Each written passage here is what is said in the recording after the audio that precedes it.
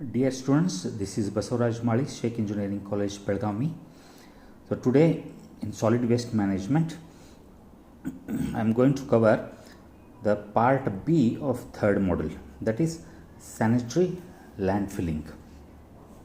So sanitary landfilling,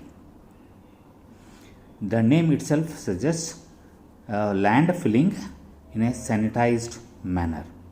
So what is the definition? The main technique of landfilling with no nuisance to the public or no harm to the environment.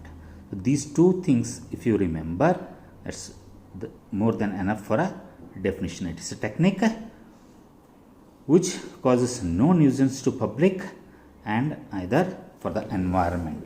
Now, what is this landfilling may be classified into two: mechanized, that which handles 15 to 40 tons per day, and manual, which handles less than 15 tons per day.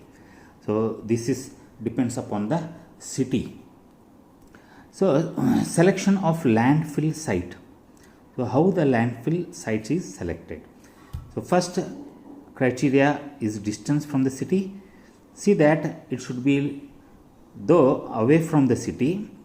That transport economy should be achieved, that all the solid waste transportation should be economic for the shifting.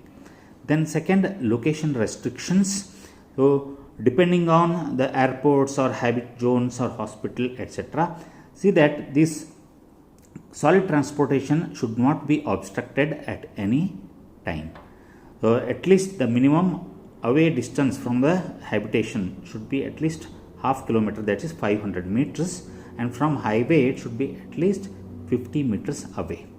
So this is a second criteria for land restrictions. Then available area, see that at least 5 years depending upon the solid collection.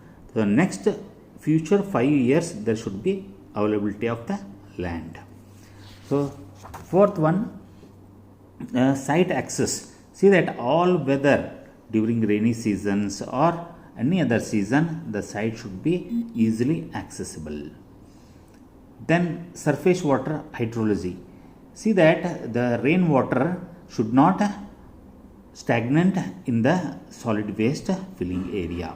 So it may cause nuisance during the rainy season. So these are the important landfill site selection. Then next we will see preparation of site for landfilling.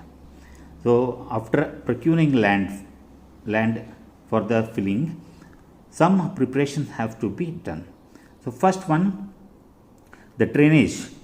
The drainage, as we saw, that is access, etc. So or the surface water drainage.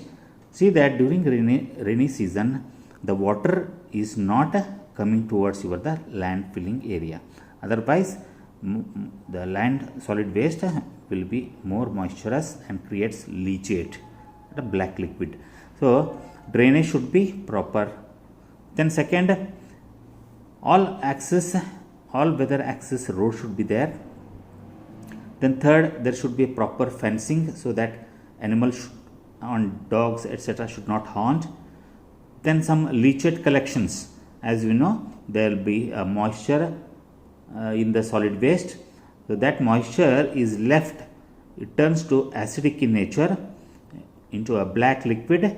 So it should be collected and extracted. Then sixth one, there should be pipes which should be run in the bottom or even vertical to collect CH4, that is methane gas. Then seventh, monitoring wells. All around this entire land filling area, if you should have a monitoring wells. The monitoring wells, the water collected in that well is tested often so that we can come to know the contamination of water by this solid waste. So all around we should have monitoring wells. Then resting sheds, of course, for the workers, good drinking water facility and resting facilities should be there.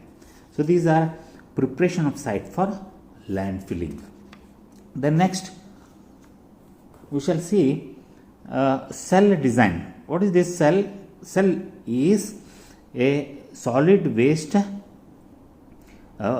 heap which should be designed. So this cell is, say this is the earth support, and this one cell I have taken. Cell is a solid waste. This how the design should be there. What are the minimum requirements for this cell? So first one is typical cell height. See that the height of the cell is not less than 8 feet or not more than 12 feet. So 8 to 12 feet should be height. Should be reasonably operated with a JCB or so. Then second, typical cell width. The width, or say it should be 10 to 30 feet. Say this width. So it should be also reachable. So 10 to 30 feet should be the width of cell. Second, thickness of each solid layer. So every layers I have shown here some layers. So every layer should be 1.5 feet to 2 feet thick. It should be consolidated, and later when it reaches the height of 8 to 12 feet, it should be covered with cell cover. We will see. So each cell is covered with a soil cover of 6 to 12 inches. So soil cover there should be 6 to 12 inches to avoid flies, etc., or rodents entering, and even the moisture, etc. So it should be covered with a soil cover. So after completion of filling, the final cover layer has to be provided with slope. So there should be a proper slope to the cell. So then the vertical gas extraction, as I told you, there is a production of methane gas within this. So there should be, we will see later, there should be a vertical gas extractions, and even you can reutilize that gases, or it can be taken out safely. Then monitoring and maintenance, completion of landfills. All these landfills, even after about 30 to 50 years, this should be monitored. So that should be the one of the cell design criteria. Then of course leachate trains. So I told you black liquid comes out from the solid waste, especially the organic waste. It leaves black liquids.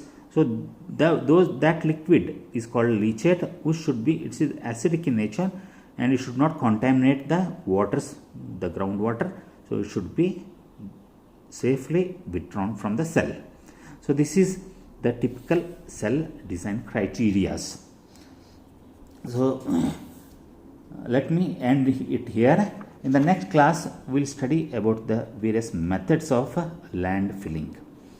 Thank you.